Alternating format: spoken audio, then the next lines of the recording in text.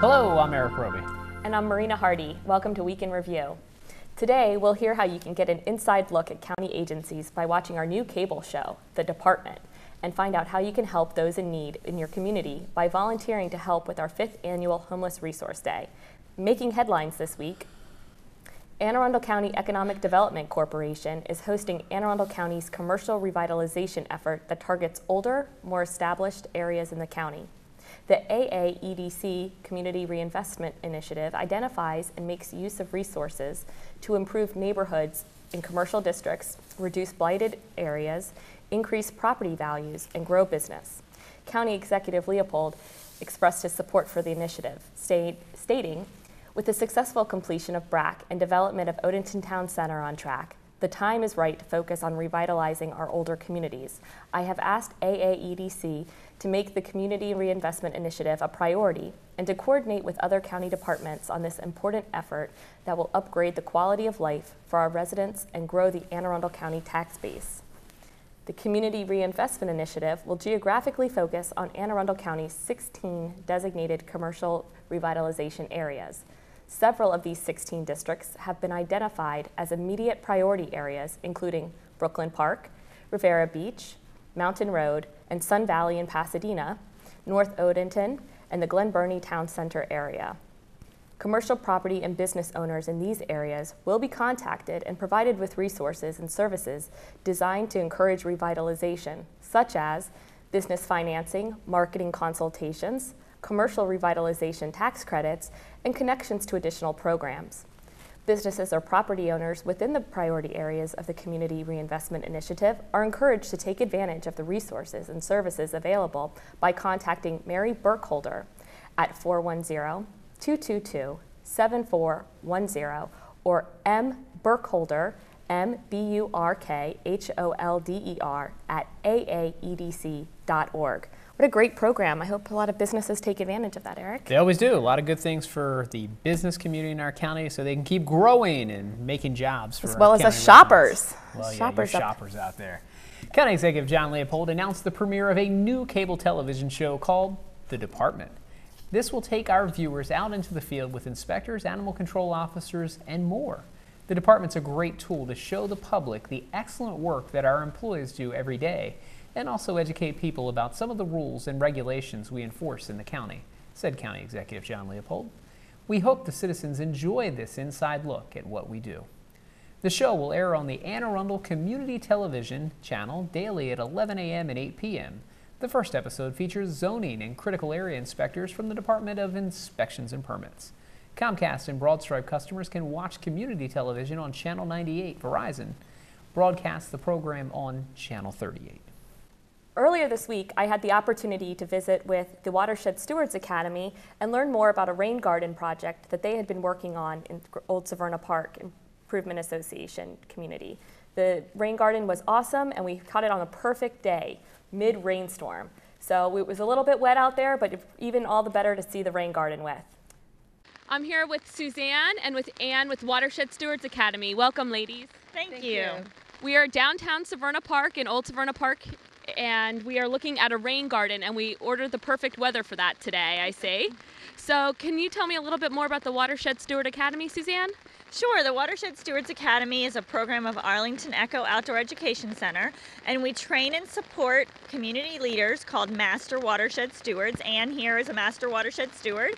And the Master Watershed Stewards work with their communities to help them reduce pollution going into the waterways. And this is very, very important in our county because much of the pollution that comes into our waterways comes from private property. So it's helping communities understand what they can do to be part of the solution. Fantastic. And Anne, you worked on this specific project. Can you tell us a little bit about how you got this project started and how it came to be and how it's collecting all this rainwater today? Sure. As you can see, the stormwater is going into the rain garden instead of down the road directly into the river. So our community recognized that this road was a problem, And we applied for grants and got some grants from the Chesapeake Bay Trust, Unity Gardens, and the Severn River Association, along with the Watershed Stewards Academy support and help to do this rain garden. And the community got together. We had over 30 people here planting all these plants in the rain garden. And the rain garden is just working beautifully. As you can see, the water's going in here and it's being filtered, slowed down, spread out before it goes down into the river. So the water's much cleaner that's going into the river. And our community has done another rain garden, some other projects. We're a very active environmental community. Great. And Anna, this sounds like such a great program to get involved. How did you first hear about the Watershed Steward Academy? Someone in my community told me about it. He was wanting to go and couldn't go to the academy, so it was something I was very interested in. I was already interested in environmental issues, and this was a program that really, without it, we wouldn't have this rain garden. Our community wouldn't be as involved as we are because of the Watershed Steward Academy and the training I got there. And it was just the perfect timing because our community wanted to do things and they just needed someone to say, well, here's something we can do. So that's a big thing about the academy, is it's action oriented, it's projects to actually do something and not just talk about it. So that really appealed to me. Fantastic. And if others that are watching today, Suzanne, are interested in doing what Anne did and hearing the call and getting involved, how can they find out more about the Watershed Steward Academy? Well, we have a website, which is up on your screen right now. We have a certification course that begins every fall. It runs for about 5 months, so it will begin again in October of this coming year. But we're going to be having sign-ups and applications for only 25 slots this coming spring and summer. So please contact me at Arlington Echo. My name is Suzanne Etkin. My contact information's on the screen if you're interested in becoming a Master Watershed Steward. But if you can't take the time to become a Master Watershed Steward, you may just want to work with a steward in your area. So if you'd like to find the steward closest to you, you can contact myself or you can visit our website. Great. And if somebody, this sounds great, they're so excited to hear more about the rain gardens, but they don't have the time. They're working, young kids. Is there anything that they can do to take action this spring to make the county a better place and keep our waterways clear? Sure. On days like today, it's helpful to walk around your yard and your community and see if there are places for you to capture stormwater on your property. And stormwater, again, is any drop of water that falls onto the ground that doesn't soak in or evaporate. So any drop of water that's running off is water that's polluting our waterways. And if you can stop it by planting plants, rain gardens, using a rain barrel, all of those things, there's more information on our website. The other really important thing is to reduce the amount of pollutants that we use on a regular basis. Now, this time of year, we're all really excited to make our lawns beautiful for the coming spring and summer. And when you go into the hardware store, there are bags and bags and bags of all kinds of products that you can use on your lawn to make it beautiful. But not all of these products are good for your lawn, and certainly not all of these products should be used in the spring. So sometimes when we apply fertilizer to our yards in the spring, it can actually cause more harm than good to our lawns. It can cause new growth to grow that is then burned up in the summer heat. So if you're interested in beautifying your yard and protecting the bay, please visit our website for many more resources. Fantastic. And Anne, what's been the greatest feedback you've gotten about this rain garden in the community? I think the greatest feedback for me is that it's a community rain garden, and people, when it rains, people come out and look and see what's happening because they feel connected to it. It's not my project, it's the old Severna Park Community Rain Garden, and they really want to see it work also. Great. Well, thank you so much, Anne and Suzanne. And I'm glad we got a chance to see this in the rain here today. And what a great, great project. And thank you for all you're doing to make our waterways great and keep Anne Arundel County a great place to live. Thanks. And I did want to say thank you to all of the Master Watershed Stewards who are out there. There are 70 who are certified. There are another 26 being certified right now. And so thank you all the Master Watershed Stewards for everything that you do to make our world a cleaner and healthier place. Fantastic. And I'd like to extend my thanks and the county executive's thanks too. We sure do enjoy getting out and enjoying our waterways and cleaning up this rainwater before it hits the bay. So thank you so much. Thank you. Thank you. And back to the studio. Well, I'm back, Eric. I made it, and I'm all Your hair dry. looks pretty good, It too. does. It I thought does. it would- Recovered well from that day. Yeah. So we learned a lot about rain gardens, and they were right. You learn a lot more about rain gardens when you can see them in use. Yeah, So well, mission accomplished. Looks like it was a fun time out there. Well, we're going to stay in Severna Park, Marina, because we're going to Severna Park Middle School, where we had the annual 5th Community Connections and Constituent Open House Day that was held last week. A number of citizens came to the event to speak to department heads and representatives. Each agency in the county was represented and supplied useful information about the services they offer. County Executive Leopold and members of his cabinet also talked one-on-one with any resident who wished to speak with him about any issue. This week in Hot Topics, the Anne Arundel County Fire Department responded to more than 1,380 calls for service. This included more than 1,380 emergency medical calls and 103 fire calls. This week, one person was killed as a result of a motor vehicle collision, and 3 people were displaced from their home after an intense fire sent smoke and flames into the night sky in a quiet community. With me now to tell us more about these incidents is the Division Chief Mike Cox of the Anne Arundel County Fire Department. Over to you, Chief. Thanks, Marina. Around 4:30 a.m. on Sunday, March 11, 2012, Anne Arundel County firefighters responded to a reported motor vehicle collision and fire in the 1200 block of Fort Hill Court in the Bay Ridge area of Annapolis. First arriving units reported a single vehicle collision, a car into a house with fire. Firefighters immediately extinguished the fire and searched the vehicle. The search of the vehicle revealed a male patient estimated to be in his early to mid-20s who was unconscious and unresponsive in the car.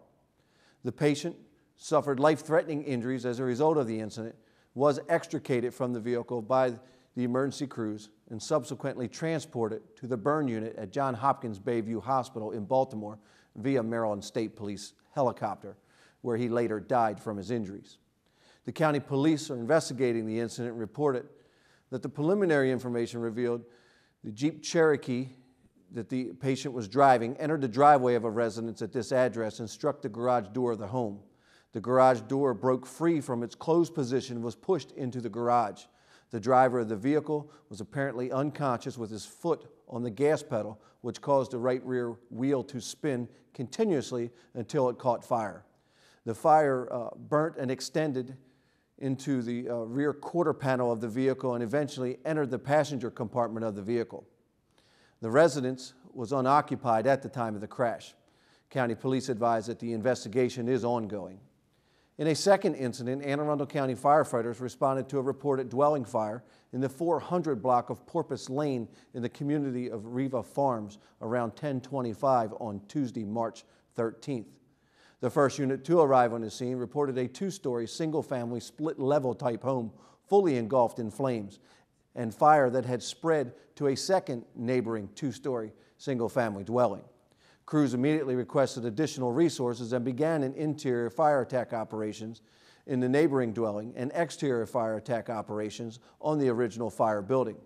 In all, it took 76 firefighters from Anne Arundel County, Annapolis City, and the Naval Academy fire departments about 45 minutes to bring the 2-alarm incident under control. Marina? Thanks, Chief. County fire officials advised there were no firefighter or civilian injuries as a result of the fire. The fire caused an estimated $250,000 in damages to the original fire building and displaced 3 residents out of the home. In addition, a neighboring structure suffered $70,000 in damages as a result of the fire. The Red Cross is assisting the displaced residents. The cause of the fire remains under investigation. We here in the county certainly understand the importance of going green and preserving our Chesapeake Bay. Recently, Dr. Jana Davis of the Chesapeake Bay Trust was honored by the Obama administration as a champion of change for her work in green infrastructure projects. Bea Poulin talked with Ms. Davis about the honor and the projects. Bea. Today I'm at the office of the Chesapeake Bay Trust on West Street in Annapolis, around the corner from the Arundel Center and the Maryland General Assembly. With me is the Associate Executive Director, Dr. Jana Davis, who's also the Chief Scientist of the Chesapeake Bay Trust since 2005. Thank you, Dr. Davis, for taking the time to interview with me today and talk about the CBT and a recent award that you received. Thank you so much for having us. We're really excited about it. I understand that you were recently awarded a Champion of Change by the Obama administration in February, and that's very exciting news and really a wonderful award for someone here in Anne Arundel County. Can you tell me more about it? Sure, we're really excited. The Trust, this is a team award. We were awarded this honor by the White House for our work using stimulus funds, the American Recovery Act funds, to get innovative projects in the ground that focus on a new way of handling environmental issues while also helping communities with some of their issues and needs. Now, I understand that the funds were one time, the ERA funds as they're called, about $3 million. And there were several projects here in Anne Arundel County that I want to highlight today in our interview. And they were Southdown Shores and Edgewater. What happened there? So Southdown Shores is a wonderful community in Edgewater. They have a wonderful waterfront area with a pier and a community beach and a community access area, and we love those kinds of communities because the citizens can come down and enjoy the water.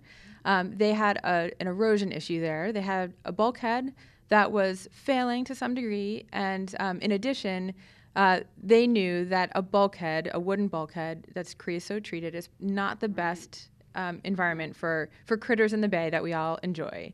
And so what they wanted to do is take out that bulkhead and instead use a new technique that we call living shorelines. And a living shoreline is a type of erosion protection that uses as many natural habitat features as possible. Think about wetlands, think about plants, think about crabs. So what can you put in front of your property to protect from erosion that will also create all that habitat? And so they wanted to remove the bulkhead, put a living shoreline in, but they needed resources to do it. And we were able to connect them up with these ERA funds, these one-time ERA funds, to get their project in the ground. And so it was very exciting. That project was around $100,000. That's quite a lot for a community to receive. Very exciting. Now, other communities were Annapolis Landing and Riva. Their grant was equal to about $111,000, and it was also an eroding shoreline replacement. Is that right? It was indeed. Their situation was a little bit different. They didn't have any erosion protection. They didn't have a bulkhead, and so they were losing feet of their shoreline every year. So it was really starting to endanger some of their community property. They knew they needed to do something. They didn't want to use a hardened structure like a riprap revetment wall, a seawall that we see in many areas around our county. They wanted to use something that was habitat friendly, and so they approached us with a living shoreline idea. And again, we were able to connect them up with the ERA money. Okay. Now, three others were Franklin Manor in Churchton. That was a huge project, $681,000 for protection of wetlands and expansion of wetlands. Is that right? That's correct. These guys had a unique situation because they're on the open bay, and it's very hard. Many of us who have visited the open bay know it's very hard to deal with erosion issues when you're in that energy climate, all the waves and wind. And so what we did there is a little bit of something a little bit unique. We built up quite a bit of wetland so that the wetland would be a nice protection from erosion, and it also protected some wetland that they had behind the eroding area. So that was the project there.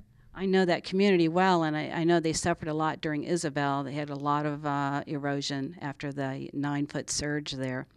Now, you also awarded two projects, one in Berrywood South in Severna Park, and that was for $81,000, a failing bulkhead, and creating 4,000 square feet of wetlands. How'd that occur? So that the Berrywood community, Berrywood South, was very similar to the Southdown Shores community in that they had a bulkhead and it was failing, and they wanted to do the right thing. Again, I can't commend these communities enough for having the vision and the leadership within the communities to pursue projects like this. We know project management is difficult, and leading a project and getting the community support behind it can often be a lot of work. And so, Berrywood South is one of those communities that just came together and did such a great job leading this project as a community.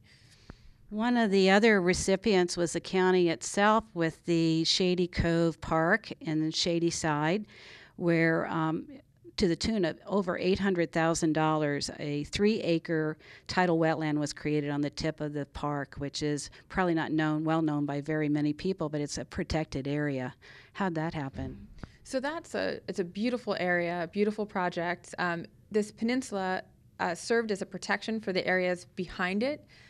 So we don't often think that not only is the area eroding and causing that problems there, but when a peninsula erodes, the area behind it is also now vulnerable. And so the West Road Riverkeeper was our partner in this project, along with the county, Karen Molinas at the county.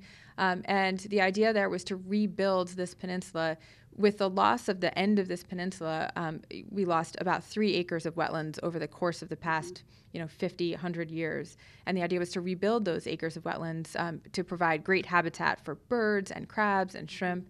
And so that project gave us the opportunity to experiment a little bit with different habitat designs in order to get the best flora and fauna resulting out of that project. I actually walked out there this winter when everything was easy to get to, and it's remarkable how much land was regained there and all the planting. And I guess you can see it best by leaving Parish Creek and coming out towards the mouth of the West River. It'll be on your right as you come out. Mm-hmm. But we'll be watching it to see what happens this spring. Mm-hmm. Now, the ARA money was one-time money, but the Chesapeake Bay Trust has year-round grants. And can you tell us about how that is funded and what communities can do to apply for a grant and what's new?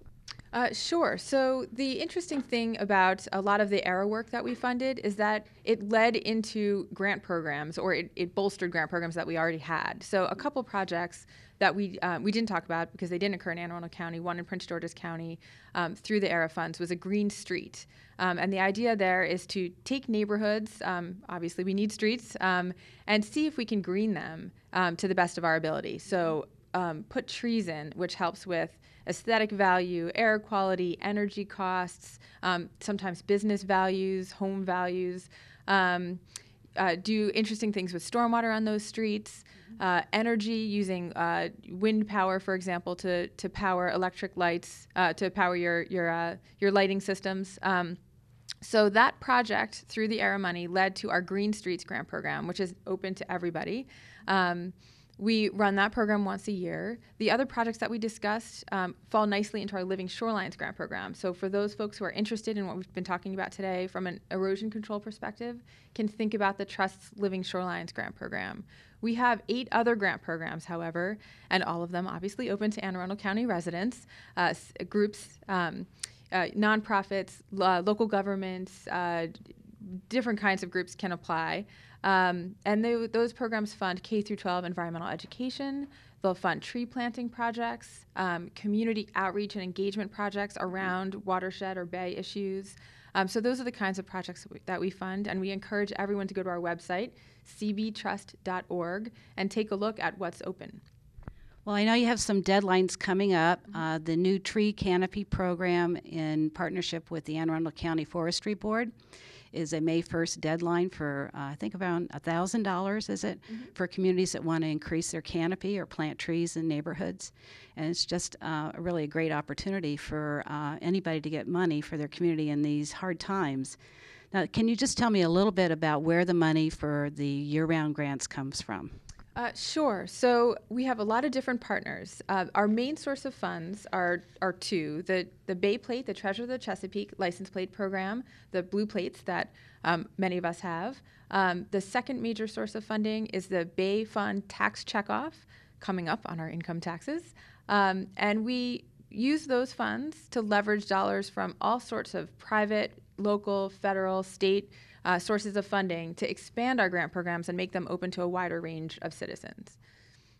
Well, thank you very much for bringing this to our attention. We know that a lot of our communities are tapping the Chesapeake Bay Trust for help, but there are a lot more communities that don't know about it. So we hope in the future, in the next few weeks, we'll be highlighting some of the projects that are being funded by the Chesapeake Bay Trust.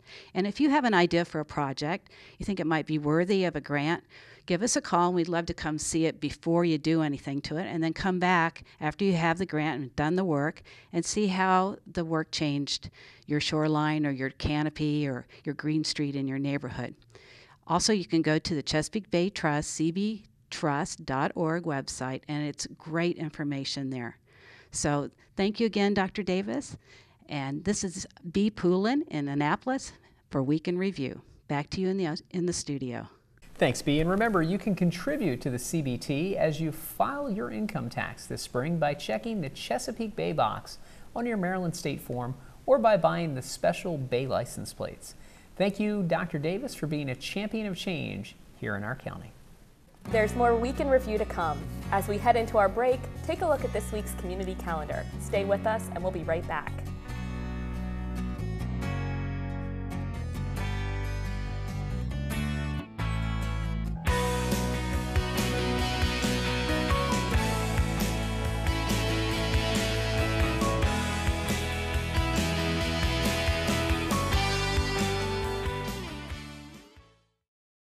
Do you like this top? It's so gay. Really? Yeah, it's totally gay. You know, you really shouldn't say that. Say what? Well, say that something's gay when you mean it's bad. It's insulting. What if every time something was bad, everybody said, oh, that's so girl wearing a skirt as a top? Oh, you are. Those are cute jeans, though. When you say that's so gay, do you realize what you say?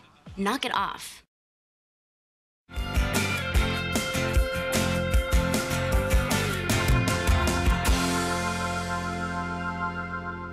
Welcome back. On March 10, 2012, at approximately 1 p.m., officers from our Northern District responded to an apartment in the 100 block of Crane Highway North in Glen Burnie for a report of a home invasion robbery that had just occurred. Joining us now is Public Information Officer Justin Mulcahy, who has further details on the investigation. Justin. Thanks, Eric. When officers arrived on scene, they spoke with the 80-year-old female victim who indicated she heard a knock at the door of her apartment. She opened the door, and that's when she was confronted by a male suspect who assaulted her and then forced his way inside the apartment. Now, while inside, the suspect rummaged through the victim's purse and ultimately took an undisclosed amount of money before fleeing on foot. Numerous officers, along with assistance from K-9, canvassed the building and the surrounding area for the suspect, but they were unable to locate him. The victim refused medical treatment at the scene. Now, the suspect in this incident is being described as a black male about 5 feet 10 inches tall with a stocky build, last seen wearing a gray shirt, blue jeans, and a black bandana.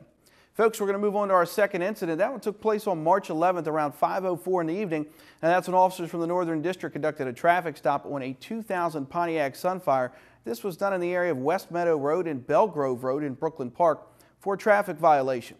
And during the subsequent investigation, officers searched the vehicle and recovered about 127.37 grams of suspected marijuana with an estimated street value of $3,820, along with 40 pills of suspected oxycodone valued on the street around $1,000. Additionally, the vehicle and $1,000 in U.S. currency were seized during this investigation. The driver was arrested and charged with possession of CDS, possession of CDS paraphernalia, and possession of CDS with intent to distribute. The suspect is Michael Christopher Warner, age 29, of 115 McKenzie Road. That's in Severna Park, Maryland. Now, folks, as always, if you have any information on the crimes or suspects mentioned on the show, don't hesitate to call, email, or text your tip to Metro Crime Stoppers hotline, available 24 hours a day, toll free. That number is 1-866-7-LOCK-UP, or you can text message MCS plus your message to crimes. That's 274-637.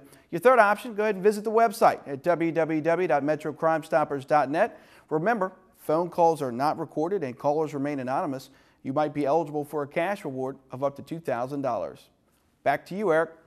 Thanks, Justin. The police department would like to remind citizens to report drug activity. You can remain anonymous by calling the drug tip line at 1-800-752-DRUG. That's 3784. The county's 5th annual Homeless Resource Day is less than 2 weeks away. Each year, this event brings the many resources that homeless individuals and families need, all into one place. An event this large needs a lot of volunteers and donations, and Mark Chang is joined by Chris Poulin and Justin Beeler from Social Services to talk about this year's event on Saturday, March 31st at Glen Burnie High School. Mark? Thanks to both of you in the studio. I'm here today with Chris Poulin and also Justin Beeler, who are both with the Department of Social Services, and we're going to talk about the 5th annual Homeless Resource Day. And first of all, I'd like to start with Chris Poulin, who is the Program Manager for Community Initiatives over at the Department of Social Services. And Chris, you've been doing this for many years now, so you know a lot about the homeless population and this event. Could you tell the viewers out there about what is Homeless Resource Day? Sure, Mark, I'd be happy to. Homeless Resource Day is a day of service that we decided upon 5 years ago. The county executive wanted us to do something for the homeless. So our partnership board for Annapolis and Anne Arundel County came together and coordinated a day of service. It's a day we provide services to the homeless that they have a very difficult time obtaining. They often wait a long period of time for services. They have to travel from agency to agency. So in this day, we have all the agencies come together in one central location, and we provide the services for them on that day. Okay, great. And how many volunteers are usually there? How many homeless have been there in the past? Well, it has grown, obviously, over the last 5 years as word has gotten out, and we have encouraged people to come to it. So last year we had 417 volunteers who came that day acting as guides to help the homeless obtain the services, and we had 674 homeless individuals who came. Okay, great. And you touched upon this a little bit, but start off with the two different perspectives. As a person who needs assistance, what can I expect coming to the facility? And then also as a volunteer, what can I expect that day? What it's going to be like? Okay, as a homeless individual, we encourage you to bring all paperwork that you have with you. And if you need services like photo IDs, the MVA will be there providing photo IDs. If you need a birth certificate, Department of Health will be providing that, as well as Social Security information. We have our department, Social Services, providing benefits that day for food stamps, cash assistance. We also have like 66 service providers providing everything from the nonprofit community to the medical community, dental community, legal community. It's really just a variety of services. So anything you think you might need, from education of your children, from WIC for infants and toddlers, right up to Department of Aging for senior citizens. We're trying to offer everything we possibly can. Okay, great. And then as a volunteer, what can I expect? I know that day's very busy and they're hopping. Well, the key part about this day is that we have volunteer guides for all the homeless that come, and they act as their advocates that day. So they act showing them where the services are that they need. They stay with them the whole day. So we train the volunteers. Anybody who would like to sign up, we have a one-time training for them. It's about an hour and a half, and we get them prepared for the day, and it's a day where actually they get to have direct service with somebody and help them out that day. And a lot of the volunteers find out they learn a lot about the service organizations in our county as well. Okay, great. Well, I know it's definitely a fun event. I've been there in the past. I know it's a very busy day. And it's a day where people feel blessed after helping others. So thank you so much for the information, Chris, and thank you for all that you do over at the Department of Social Services. I know that you're always working with our office and helping us out with different social service cases. So it's truly a blessing to be able to work with you. You're welcome. And then I also have Justin Beeler, who is the homeless coordinator for the county, and you just recently started your position, so congratulations on your new job here. And also, along with Chris, it's great to have you as part of the team and as a person I can reach out to with the many different cases that we get with social services. But could you tell the folks out there when, where, what time this event is? Yes, we're going to be holding the event on March 31st at Glen Burnie High School. The event will take place between 8 a.m. and 4 p.m. and we encourage people to get there as early as they can, as it will be a long day. You can find out more about the Homeless Resource Day at the Volunteer Anne Arundel website, volunteerannearundel.org, as well as we have Facebook and Twitter, facebook.com/Homeless Resource Day 2012, and Twitter at AACOHRD. Okay, great. Thanks a lot, Justin. And it's going to be on a Saturday, Saturday, March 31st. And is there a telephone number that people can reach out to? Yeah, they could call the Arundel House of Hope number at 410-863-4888.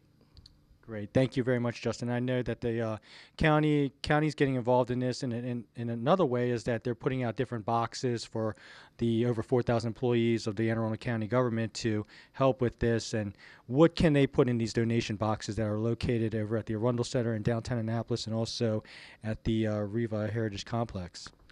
We encourage food items that are easy to open, pop-top cans, the tuna packs, things of that nature, as well as toiletry items, soaps, shampoos, and socks and underwear as well. Very, very much needed. Okay, great. Well, thank you very much, Justin, for being on the show. And Chris, thank you so much also for being on the show. So this is a wonderful event. Again, it's the 5th annual Anne Arundel County Homeless Resource Day. It's a great opportunity for folks to come out and volunteer and help those folks in need. And again, you can check the event out on different social media tools, whether it be Facebook at the Homeless Resource Day 2012. You can like that. And then you can also check out Twitter and get tweets from that social media tool at AACO HRD, and so that's the Twitter account there. And if you need more information, you can also, as mentioned by Justin, contact the Arundel House of Hope, or you can also contact the Office of Community and Constituent Services at 410-222-1242. Reporting for Week in Review on Homeless Resource Day, back to you in the studio. Thanks, Mark. Anybody who would like to volunteer or donate items for Homeless Resource Day should contact Justin at 410-269-4749. The Department of Recreation and Parks just recently released their long-awaited spring and summer activities guide. Carolyn Ryan joins us with a preview of the fun and interesting programs offered by the Department of Recreation and Parks. Carolyn. Thanks. We're back here at the Department of Recreation and Parks where spring has sprung.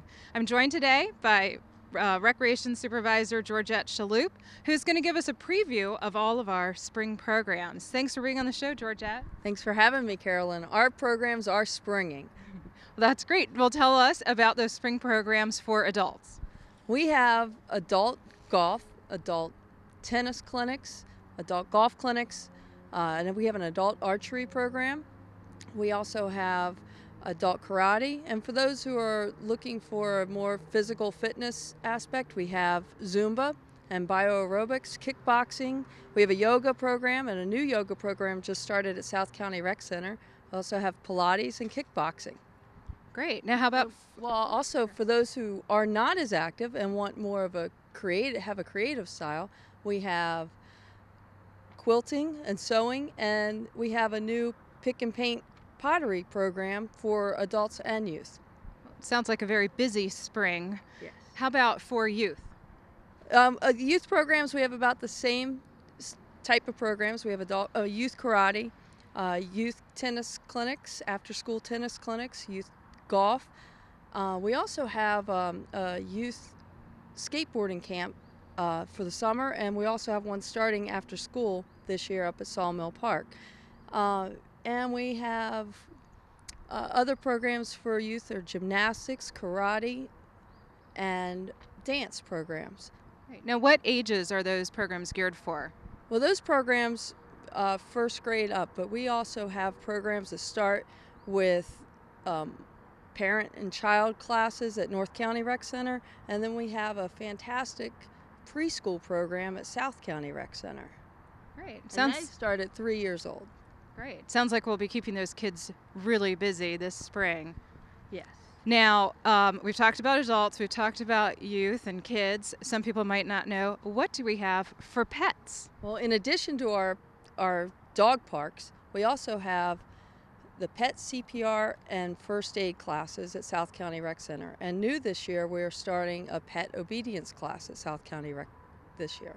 Great. Well, it sounds like something for everyone, for every part of your family, your pets, your kids, and yourself. So get on out there and check out some new programs with the Department of Recreation and Parks. You can see all of our offerings on our website at www.aacounty.org/recparks.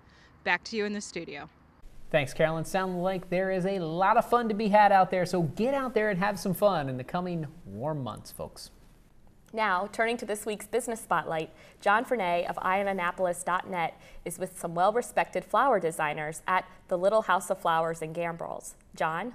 Today we're smelling the flowers out in West County. We're actually in the town of Gambrills here with Little House of Flowers, and Julie Upchurch invited us into her shop, which is another hidden gem out in West County just off of Route 175. Thanks for having us here today, Julie. Thank you so much. Tell me a little bit about Little House of Flowers. I know you're not the big florist in town, but my gosh, you've got certainly a reputation that precedes you. Well, thank you. I hope so. We are a custom design floral shop.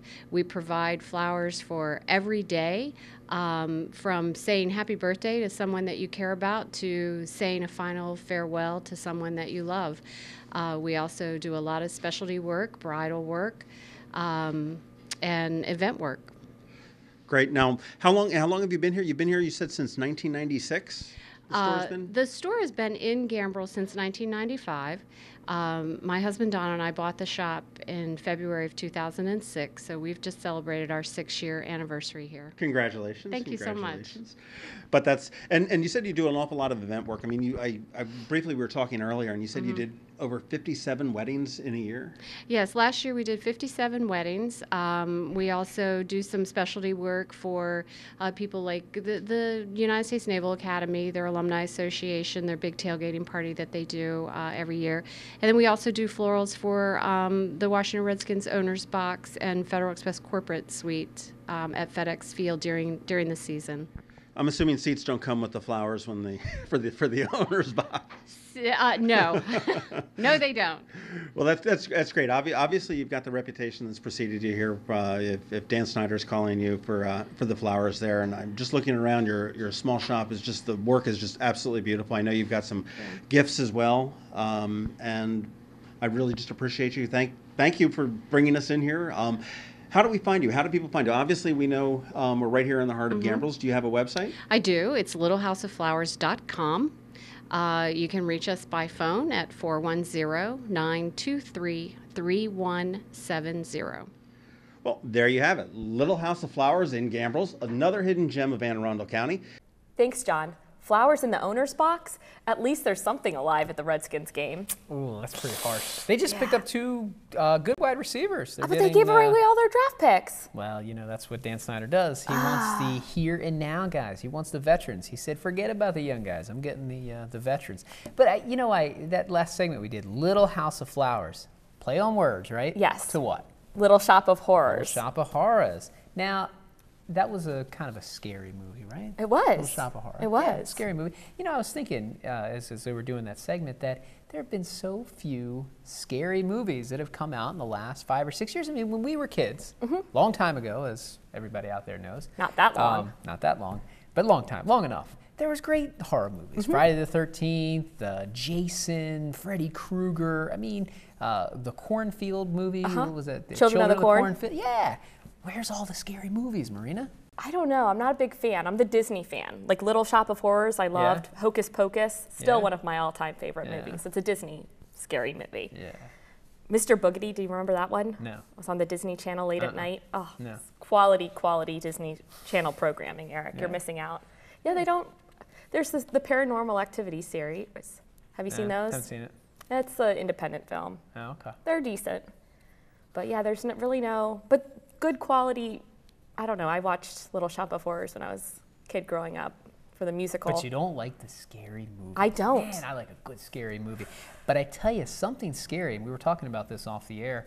I want to tell everybody the story about this cameraman who I understand stepped on one of the rarest endangered species of a bunny that had just had, well, a bunny rabbit that just had little babies. Well, my mom had sent me the article, and I just got a chance to skim it, Eric. But the article implied that there's this rare bunny, an earless bunny, so you can imagine how cute this little baby bunny must be. Well, I think it's without the floppy ears. Oh, okay. I think it must have the actual ear. So it's not a real bunny.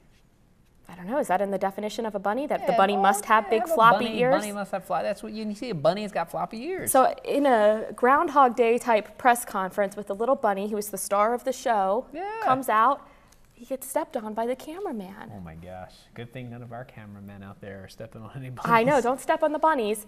But yeah, I guess, like I said to my mom, gets rid of the age-old adage of any press is good press. Good press. You know, is funny. when you've got the cameraman's foot coming down on you. So.